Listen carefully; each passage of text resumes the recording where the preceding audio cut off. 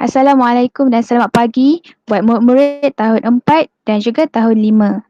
Okey, sebelum cikgu mulakan kelas kita pada hari ini, apa khabar semua? Cikgu harap semuanya sihat dan bahagia di samping keluarga. Okey, stay safe and stay at home. Okey, sebelum kita mulakan, apa yang kita nak belajar hari ini? Okey, dekat sini kamu boleh tengok ada dua buku teks. Okey, buku teks sains. Okey, yang pertama tahun 4.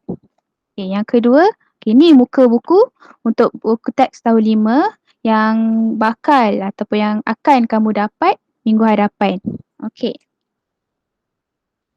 Right, sebelum tu, cikgu nak kenalkan semula nama cikgu. Takut ada yang terlupa. Okay, nama cikgu boleh panggil Teacher Fatin atau Miss Fatin atau Cikgu Fatin. Okey, mana-mana je. Alright. Untuk hari ni, di akhir kelas kita, cikgu harap kamu dapat baca dekat sini, apa objektif yang perlu kamu capai di akhir kelas kita hari ini. Yang pertama, kamu dapat nyatakan sekurang-kurangnya 4 kemahiran proses sains yang telah kamu belajar di minggu lepas ataupun minggu lalu dan juga hari ini. Yang kedua, kamu boleh menjawab sekurang-kurangnya 4 soalan yang diberi di dalam Google Form yang berada di dalam pautan yang cikgu bagi. Okey. Okey, seperti yang kamu lihat di skrin, ini ada 3 lagi kemahiran proses sains yang perlu kamu tahu dan kamu ingat. Okey, sambungan daripada 3 yang lalu, iaitu pada minggu lepas kita dah belajar 3 kemahiran proses sains, iaitu yang pertama, membuat pemerhatian. Okey. Yang kedua, menggunakan dan mengukur nombor. Dan yang ketiga, mengelas. Okey, itu yang 3 yang kita dah belajar pada minggu lepas. Okey, untuk hari ni 3 lagi yang kita tambah. Okey, yang keempat iaitu membuat inference.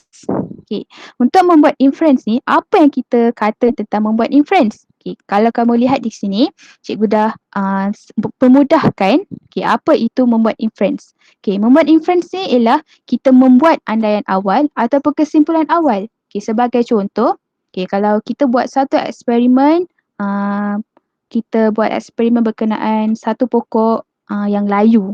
Okey, selepas beberapa hari kita tinggal dia menjadi layu. Okay. So yang pertama kita guna pemerhatian. Kita tengok selepas beberapa minggu, pokok tu menjadi layu. So kita pun tertanya-tanya, kenapa pokok ni layu selepas beberapa minggu? So di sini kita menggunakan kemahiran membuat inference. Kenapa? Sebab kita memberi pertanyaan. Kita mengadakan pertanyaan, kenapa jadi macam tu? So sinilah inference. So kalau dalam soalan, dia tanya, apakah inference yang boleh kamu berikan? Okay, so kita mulakan ayat dengan kerana apa-apa-apa. Okay, sebagai contoh yang tadi, kita tengok pokok ni menjadi layu selepas beberapa hari. Okay, dalam gambar ni kan.